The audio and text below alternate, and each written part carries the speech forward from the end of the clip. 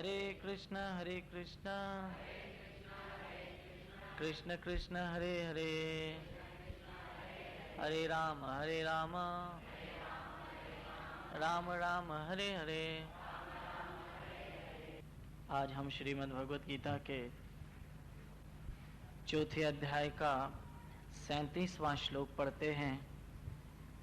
श्रीमद् भगवत गीता अध्याय चौथा श्लोक 37, जिसमें भगवान अर्जुन को कहते हैं, हे अर्जुन, जिस तरह से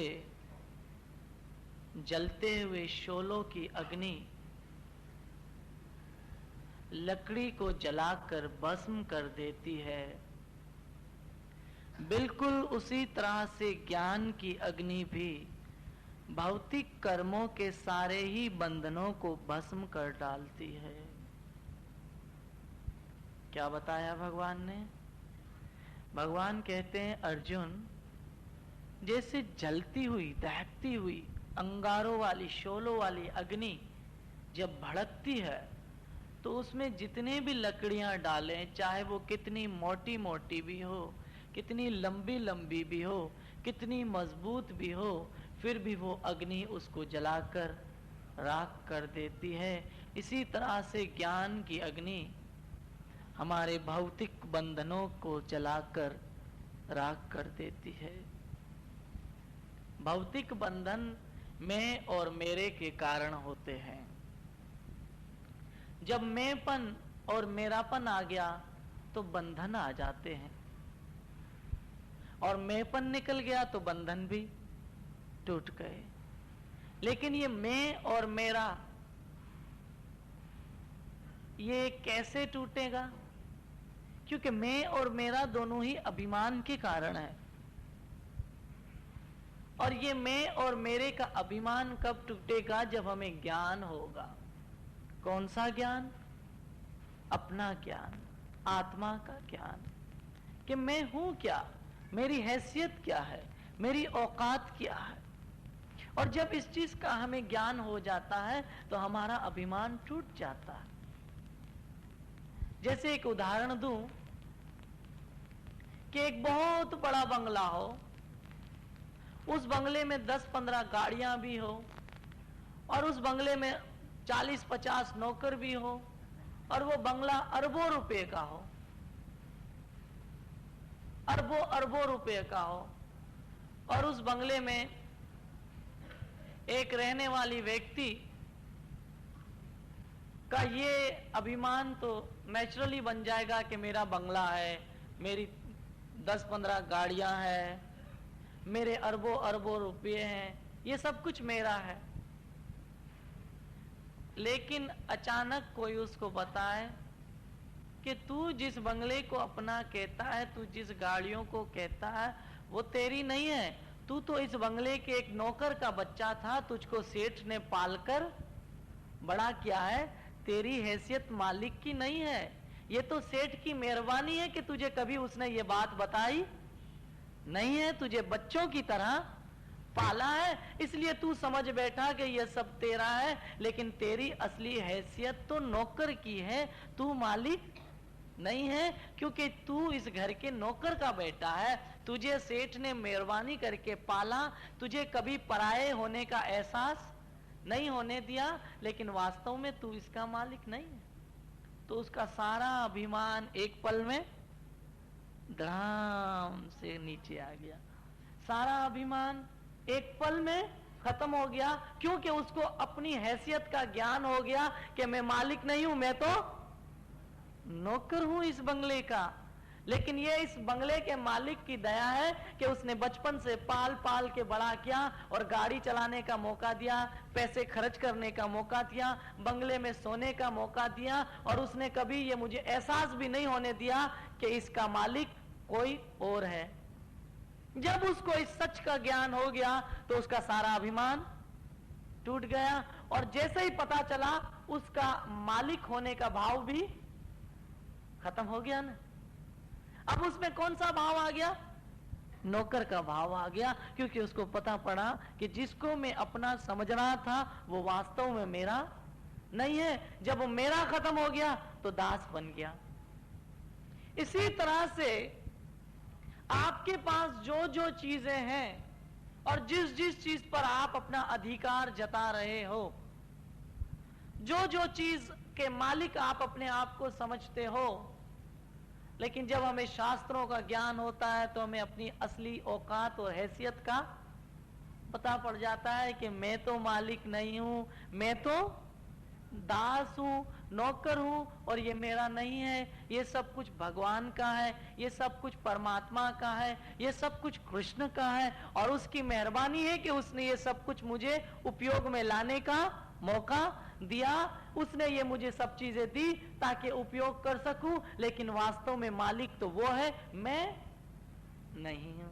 जैसे ये ज्ञान हुआ, मैंपन भी खत्म हो गया, मेरापन भी खत्म हो गया। बिल्कुल उस नौकर की तरह जो बंगले को अपना समझ रहा था, लेकिन जब किसी ने बताया कि ये तेरा नहीं है, क्योंकि जिसको तू अपना समझ रहा है नहीं, ये तेरा नहीं है, और उसी समय उसका मोह भी खत्म हो गया। बिल्कुल उसी तरह से जब हम सत्संग में जाकर आत्मिक ज्ञान की प्राप्ति करते हैं तो फिर पता पड़ता है कि मैं और मेरा है ही क्या। वास्तव में ये आपका शरीर भी आपका नहीं है, क्योंकि ये भी 5 तत्वों का बना हुआ है। ये शरीर आपका नहीं है, बल्कि ये 5 तत्वों का है, अग्नि, वायु, जल, पृथ्वी और आकाश। ये शरीर भी आपका अपना नहीं है, ये भी 5 तत्वों का है। और जैसे आत्मा निकली, पांचों तत्व अपने अपने तत्वों को वापिस ले लेंगे। अग्नि अग्नि में समा जाएगी, जल जल में समा जाएगा, वायु वायु में समा जाएगी, पृथ्वी पृथ्वी में समा जाएगी, आकाश आकाश में समा जाएगा। आपका अस्तित्व है ही नहीं। इसीलिए जैसे ही सत्य का अभ्यास हो जाता है तो फिर मेरापन निकल जाता है। जैसे हम छोटे थे तो बचपन में क्या होता था कि कभी कोई घर से चीज उठा के पहन लेते थे तो पिता बोलते थे ये अपनी नहीं है, फलाने आदमी ने घर में रखवाई है, तो हम फौरन उतार के रख देते थे। इसी तरह से आपके पास जो भी है संत बताते हैं ये तुम्हारा नहीं है। जिसे तुम अपना समझ रहे हो उसमें तुम्हारा एक भी कुछ नहीं है, लेकिन जो सत्य है वो सत्य है, असत है वो असत है। आत्मा और परमात्मा के संबंध के सिवा बाकी सारे संबंध क्या है? असत है। जैसे सत्य हमेशा रहने वाला, असत हमेशा रहने वाला नहीं है।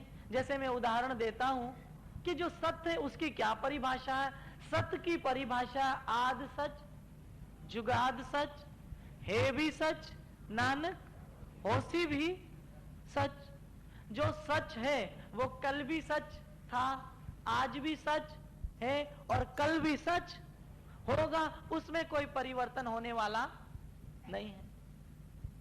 लेकिन आपके जो शरीर के संबंध है, आपके जो शरीर के संबंध है वो असत है। वो क्यों असत है? इसके असत होने का कारण क्या है कि सत्य का क्या निशानी है कि पहले भी था, अब भी और आगे भी रहेगा।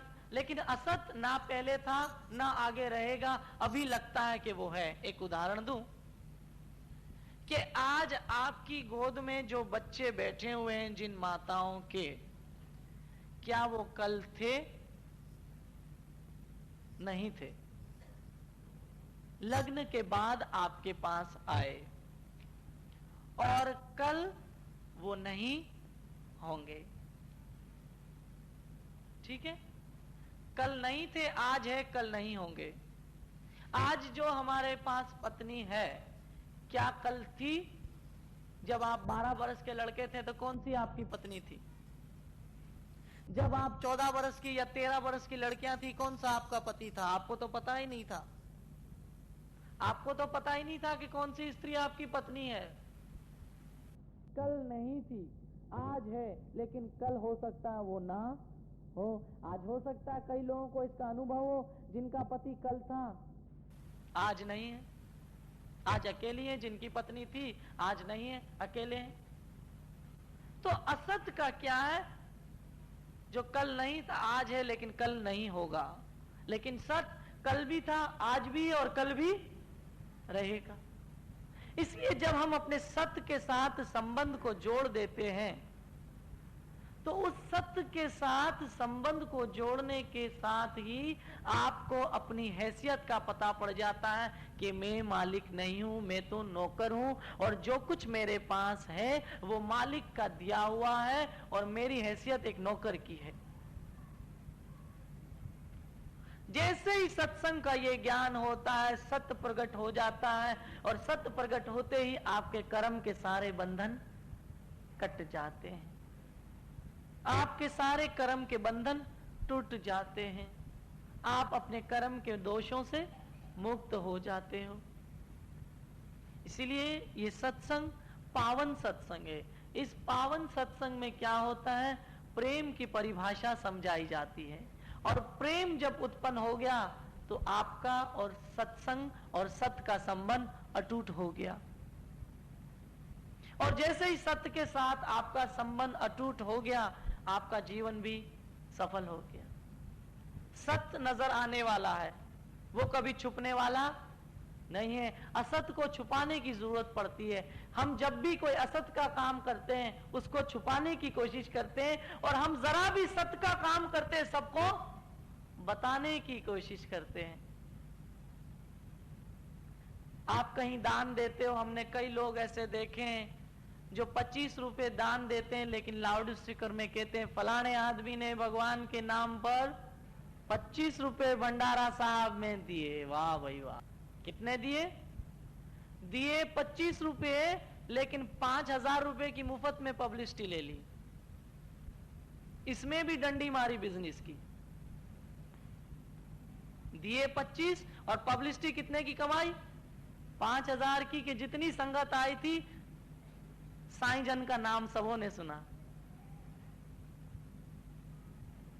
इस किस्म का जो भाव है, ये प्रेम का भाव नहीं है, ये बिजनेस का भाव है, ये कारोबार वाला भाव है, और इसमें कभी प्रेम की प्रगति होने वाली नहीं है। सत्संग में जाना है, अपना नाम बड़ा नहीं करना है, बल्कि अपने ईश्वर का नाम बड़े करना जाना है। और जैसे ही आपने अपने ईश्वर के प्रेम के लिए गए, तो सत्संग में जाके जब प्रेम अर्पण किया, तो भगवान कहते हैं पत्रम पुष्पम फलम तो योम भक्ति पृछति। हे अर्जुन, कोई प्रेम से पत्ता फूल फल भी मुझे अर्पण करे तो मैं उनकी इन चीजों को स्वीकार कर लेता हूं। इसीलिए सत्संग आपके भाव को स्वीकार करती है, आपके प्रेम को स्वीकार करती है। जैसे ही आप शाम होती है, अपने अपने घरों से, अपनी अपनी दुकानों से सीधे सत्संग की तरफ आते हो, तो भगवान वो आपका भाव स्वीकार करता है। जैसे मुझे नहीं पता है कि इस सत्संग में इतने सारे लोग बैठे हैं, बैठे तो सब एक जगह पे हैं, सुन भी सब एक ही बात रहे हैं, लेकिन हो सकता है सबों का भाव एक जैसा न हो। और याद रखो, जो जो जैसा जैसा भाव रखेगा उसको परिणाम भी वैसा ही मिलेगा। जैसे एक माता दूसरी माता से बात कर रही थी, कह रही थी सत्संग में आती हो? बोला हाँ आती हूँ, घर पे बैठी बैठी बेजार होती हूँ इसलिए सत्संग में आ जाती हूँ। कुछ लोग ऐसे होते हैं जो सत्संग में केवल टाइम पास करने आते हैं, सोचते हैं घर के अंदर बच्चे सताते हैं, चैन से बैठने नहीं देते, चलो 1 घंटा सत्संग में बैठ के आते हैं। कुछ लोग ऐसे होते हैं, जैसे मैं बार बार कहता हूं, घर पे नींद करने का मौका कभी मिलता नहीं है, इसलिए सोचते हैं सत्संग में 1 घंटा सो जाएंगे, इसलिए कई लोग देखें बैठे बैठे जय श्री कृष्ण नींद लेते होते हैं। आपकी जैसी नीयत वैसी आपका फल। आप सत्संग में सोने आए, सोते ही रहोगे, और कब मृत्यु आके चली गई आपको होश आया, आपकी आंख खुली कब? जब यम सर पे आ गया। जो लोग टाइम पास करने आते, समझ लो उनका टाइम पास ही होता रहेगा, लेकिन जो सत्य को स्वीकार करने आते हैं, भगवान उनकी प्रतीक्षा करता है। भगवान ऐसे लोगों की प्रतीक्षा करता है कि कब वो मेरा प्रेमी आए। कौन सा मेरा प्रेमी आए? जो मुझे पाने की खोज रखता है, जो मेरी सेवा की खोज रखता है, जो मेरे भाव को प्राप्त करना चाहता है। भगवान ऐसे लोगों की इंतजार करता है। संत, महापुरुष, गुरु, आपका गुरु क्या चाहता है आपसे? आपका भाव, आपका प्रेम, आपकी भक्ति चाहता है। उसके बिना हम सब अधूरे हैं। और अगर प्रेम लेके सत्संग में जाते हैं तो संत, महापुरुष आपकी प्रतीक्षा करते हैं कि कब वो प्रेमी आए। जैसे वो मैं उस दिन कथा बताते बताते छोड़ दी थी क्योंकि समय नहीं था। तो ये तीसरी पातशाही की बात है, गुरु अमरदेव साहब के जमाने की। उस जमाने में अमृतसर में गुरु अमरदेव साहब अपनी सत्संग करते थे। बड़ी कथा समझने की है। उस जमाने में ना पाकिस्तान था ना कुछ था, इसलिए लाहौर, अमृतसर, ये सब कुछ एक सरीखा होता था। बगैर बॉर्डर क्रॉसिंग के लोग एक जगह दूसरी जगह आते और जाते थे। इसलिए जब गुरु अमरदेव साहब सत्संग करते तो दूर दूर से लोग आते, बहुत। जैसे अभी हमारे यहाँ सत्संग में 1 नंबर से भी लोग आते, 2 नंबर से भी आते, 3, 4, 5। कई लोग ऐसे हैं जो दूसरे उल्लास से बाहर से भी आते हैं। ऐसे कई प्रेमी हैं जो सत्य की भावना के लिए दूर से भी चल के आते हैं। क्यों? उनका भाव है, और जिनके अंदर भाव है सत्य का, उनके कर्म कट जाते हैं, और कर्म कट के उनको परमात्मा की प्राप्ति हो जाती है। इसलिए गुरु अमरदेव का एक अच्छा प्रेमी, जिसका नाम ही प्रेमी था, वो लाहौर से रोज सत्संग में आता था। कहां से? लाहौर से। कभी कभी हम अपने मन में ये अभिमान ले आते हैं, हम 4 नंबर से रोज आते हैं। कितने नंबर से आते हैं? कभी कभी ऐसा भाव आता है। कुछ लोग मुझसे मिलते हैं, प्रणाम करते हैं, प्रणाम करने के बाद मुझे बताते, महाराज हम 5 नंबर से आते हैं आपकी सत्संग सुनने। यानी मुझ पे रोब डालते हैं कि हम 5 नंबर से आते हैं, हमारे नंबर जरा और बढ़ा दो। ये अभिमान का भाव है। आपके मन में ये भाव होना ही नहीं चाहिए कि आप कितनी दूर से आ रहे हो। आपके मन में तो ये भाव होना चाहिए कि मालिक की दया है कि मुझे आने का उसने मौका दिया। ये उसकी बड़ी कृपा है कि उसने सत्संग में मुझे आने को आज्ञा दी। जैसे कभी किसी प्राइम मिनिस्टर की महफिल लगी हो और उसमें मुल्क के सारे बड़े बड़े वजीर, देश के सब बड़े बड़े मंत्री बैठे हों, तो उसमें किसी साधारण व्यक्ति को जाने दिया जाएगा? वॉचमैन पहले ही कहेगा, ए चलो बाहर। वो कहेगा भाई मैं जाना चाहता हूं। कहेगा अंदर प्राइम मिनिस्टर, प्रधानमंत्री, बड़े बड़े मंत्री बैठे हैं, देश के बड़े बड़े लोग बैठे हैं, तुम्हें जाने की आज्ञा नहीं है, तुम साधारण आदमी हो। एक प्राइम मिनिस्टर की महफिल में साधारण आदमी को नहीं जाने की होती आज्ञा, तो सत्संग तो प्रभु और देवताओं की महफिल होती है, वहां भी देखो साधारण के साथ साथ हम महापापी भी है, फिर भी हमें आने की आज्ञा है कि हम सब यहां बैठे हुए हैं। ये प्रभु की सबसे बड़ी दया। क्या आप सोचो कि मुझ जैसा पापी आदमी, जो सत्संग तो दूर की बात है, सत्संग की सीढ़ियों तक भी जाने का अधिकारी मैं नहीं हूं, फिर भी उस मालिक की दया देखो कि उसने सत्संग में आने की मुझे अनुमति दी। कहां यह दूर की बात कि मैं रोज सत्संग पे जाता हूं, और कहां ये भाव कि भगवान की दया है कि मुझे जाने वो देता है, आने की आज्ञा मुझे देता है।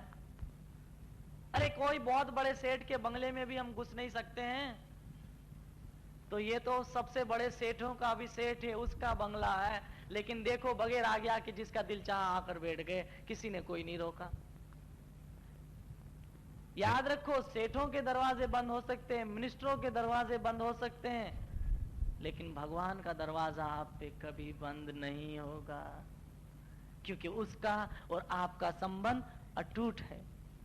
उसका और आपका रिश्ता प्रेम भाव का अनादि सनातन संबंध है। लेकिन हमारे ये दुर्भाग्य है कि हम उसी अपने संबंध को भुलाकर बैठे हैं। नए नए संबंध जोड़ना चाहते हैं, नए नए फ्रेंड बनाना चाहते हैं, नए नए रिश्ते खोजते हैं, लेकिन जो सनातन फ्रेंड है, जो सनातन हमारा मित्र है, जो सबसे आदि कारण का कारण हमारा परमात्मा श्री कृष्ण जो घट घट में बैठा हमारी भलाई चाहता है, उससे तो रिश्ता हमने भुला ही दिया।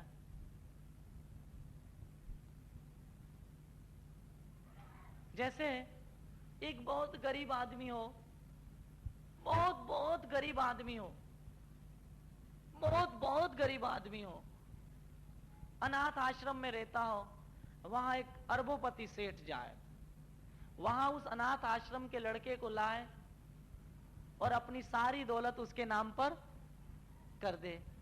और जैसे ही सारी दौलत उसके नाम पे हो, दौलत अपने नाम पे होते ही सबसे पहले उसको बाहर भगा दे बंगले से, जिसने उसके नाम पर दौलत की, तो लोग उसको क्या धिक्कार देंगे या वाह करेंगे?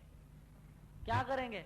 बोलेंगे धिक्कार है तुझ पे एक बार नहीं 100 बार, कि जिसने तुझे अनाथ आश्रम से लाया, तुझे बड़ा क्या, अपना सारा धन तुझे दिया, उस धन की वजह से आज संसार में तेरी वाह है, तेरा नाम है, तेरे बिजनेस, तेरे कारोबार है, और जिसने ये सब कुछ दिया उसी को तूने अपने बंगले से निकाल दिया, और बंगला भी उसी का है, धिक्कार है तुझ पे।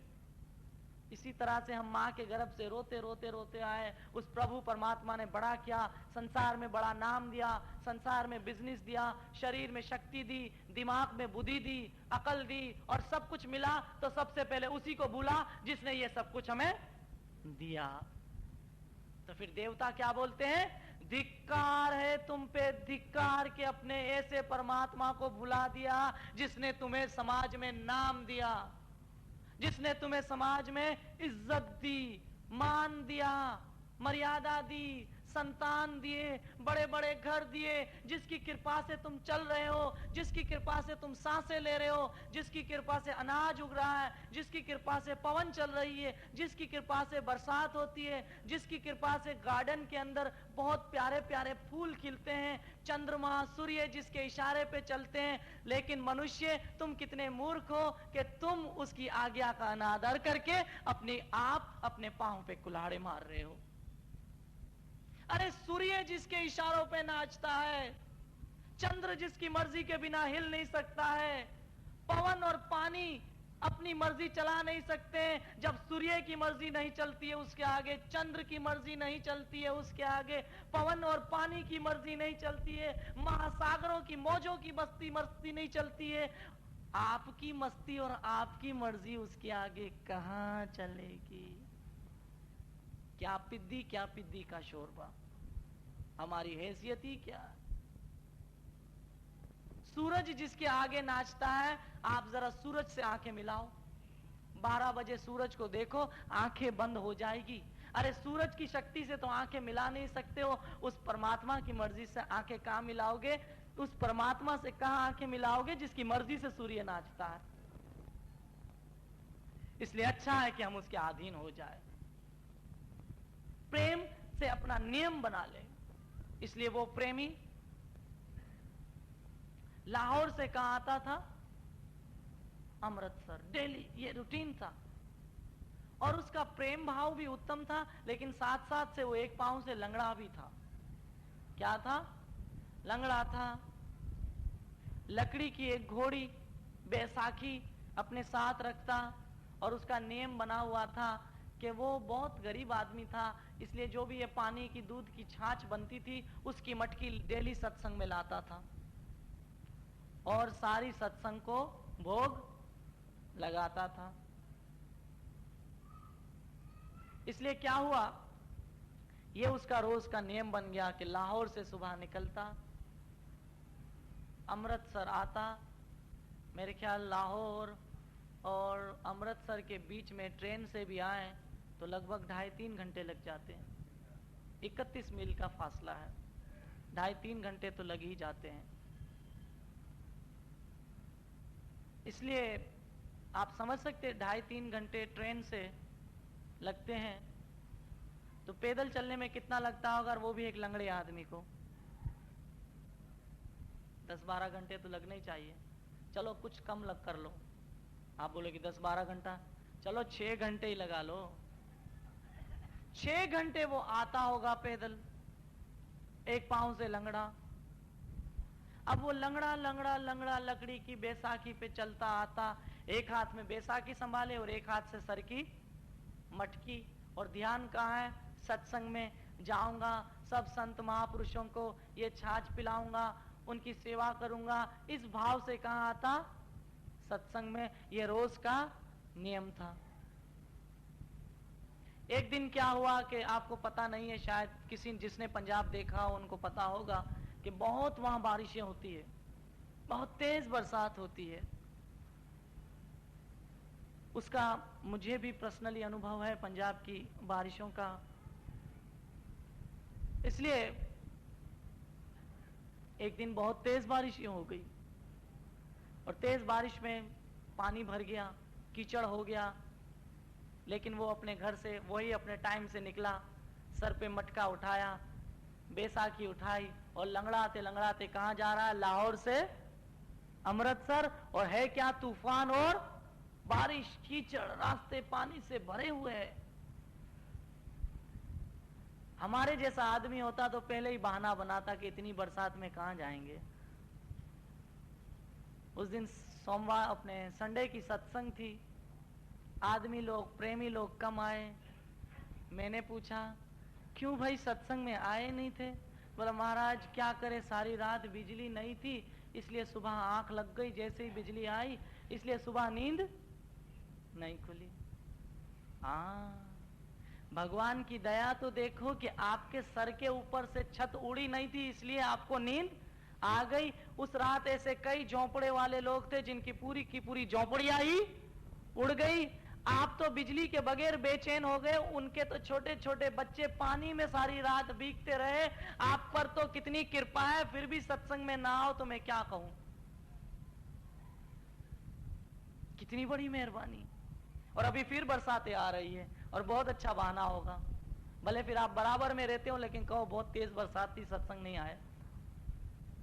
लेकिन भगवान नियतों को जानते हैं। जैसे कभी कभी मैं देता हूं उदाहरण कि अगर किसी अम्मा की पांव में, अंगूठे में दर्द है, वो बोलेगी आज मुझे अंगूठे में सूर तो थी, आज सत्संग में मेरे को नहीं जाना है। अम्मा पांव लंबा करके सो गई, कहां पर, पलंग पे। लेकिन अचानक किसी ने कहा अम्मा अम्मा वो सोनू के घर पे पुट हुआ है, सेवा निकेतन हॉस्पिटल में। अम्मा छलांग मार के खड़ी हो गई, फौरन भागी हॉस्पिटल। हाँ, सत्संग के लिए सारे बहानेबाजियां, असत के लिए कुछ नहीं, पहले तैयार है असत के लिए। सत्संग के लिए बरसात भी है, बीमारियां भी है, गोडे में सूर भी है, घर पे मेहमान भी है, पानी भी नहीं है, सब कुछ है, सारे बहाने। लेकिन असत के लिए एक भी बहाना नहीं, चलो तैयार है। तो जब ये भाव है तो भगवान कहां मिलेगा? आप भगवान के लिए, भगवान आपके लिए। आप भगवान को पीछे रखेंगे, आपके लिए भी भगवान कभी आगे आने वाला नहीं है।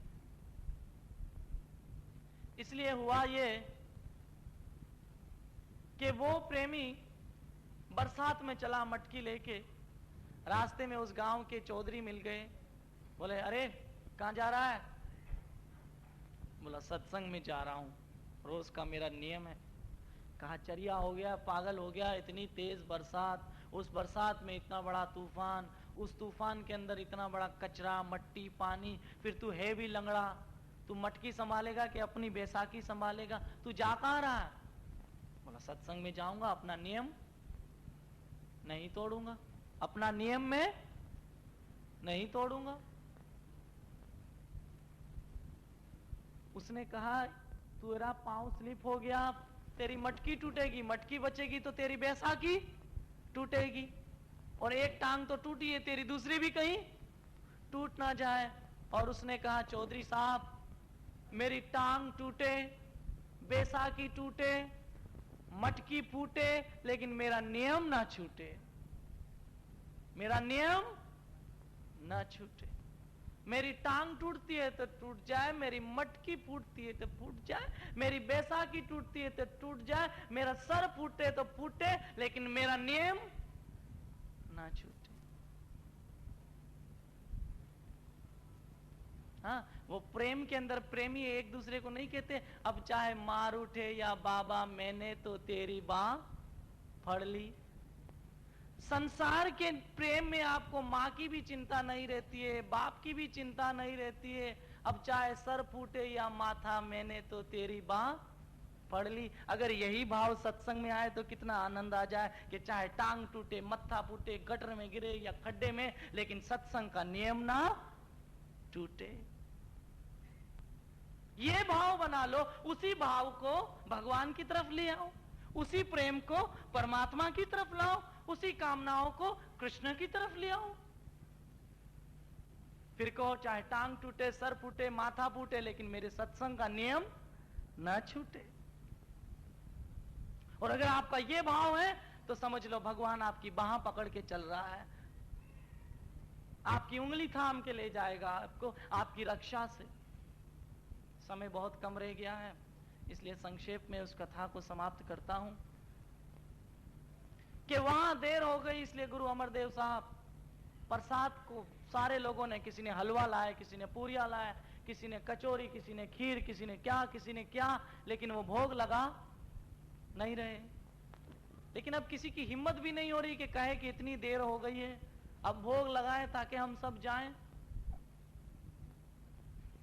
यूं लगता है गुरु अमरदेव साहब शायद किसी का इंतजार कर रहे हैं, और इतने में वो प्रेमी पानी में भीगता, कीचड़ वाला, हाथ पांव में अंदर सारी मट्टी है, ऊपर मटकी, लंगड़ाता लंगड़ाता दौड़ते दौड़ते चला आ रहा है सत्संग की तरफ।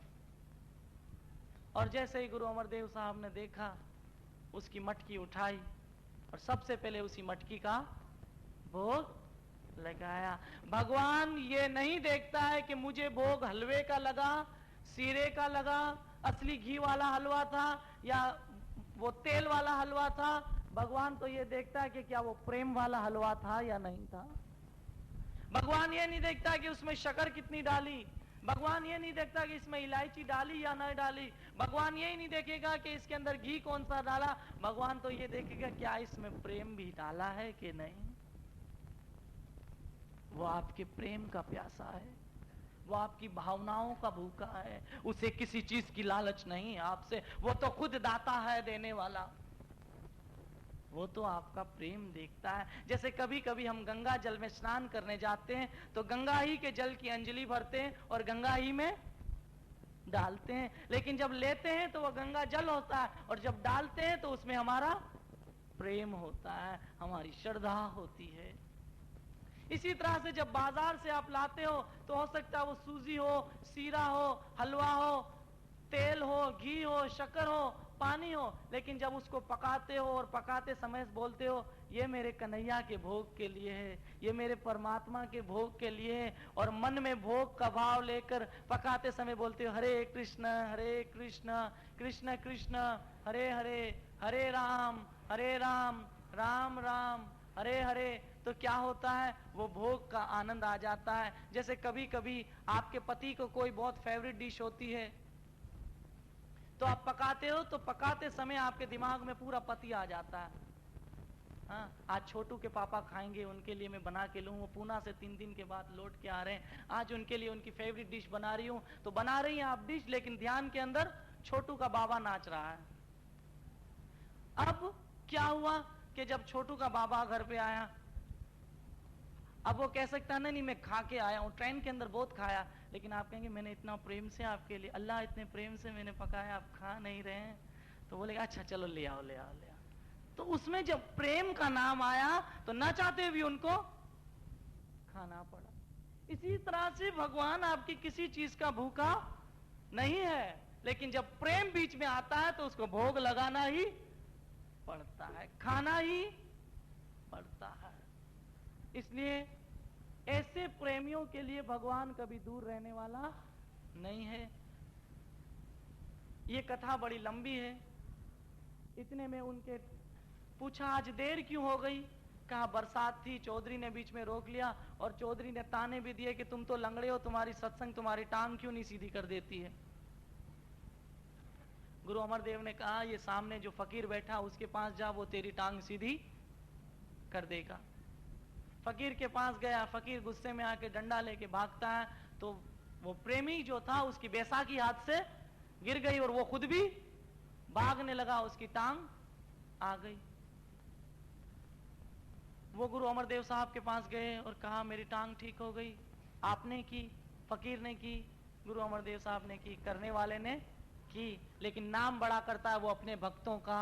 अपना मान टले टल जाए, अपने भक्त का मान टलते ना देखा, प्रभु को नियम बदलते देखा। करने वाला आप है, लेकिन नाम बड़ा कर देता है अपने भक्तों का। इसीलिए भक्त कहते हैं प्रभु दया कर, दया कर तो ये संसार तर जाए।